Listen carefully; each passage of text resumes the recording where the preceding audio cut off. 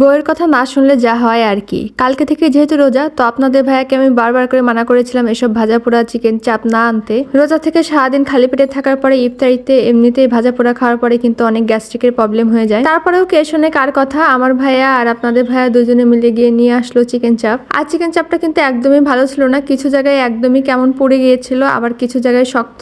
রান্নাটাও তেমন একটা ভালো হয়নি। যাই হোক, কেয়ার করার, খাবারের জিনিস নিয়ে যেহেতু এসেছে, নষ্ট করা তো আর যাবে না। আমি যেহেতু চিকেন চাপ পরোটা দিয়ে খেতে বেশি পছন্দ করি, তাই আপনাদের ভাইয়া আমার জন্য আলাদা করে পরোটাও নিয়ে এসেছিল। আর চিকেন চাপটার কালারটা জাস্ট দেখুন, ফুড কালার দিয়ে একদম মনে হয় ভরে রেখেছে। চিকেন চাপটা খেতে ভালো না হলেও পরোটা খেতে কিন্তু আমার কাছে ভালোই লেগেছে। আর সাথে যে একটা সস দিয়েছে মেয়োনিজের, এটা কিন্তু অনেক বেশি মজার ছিল।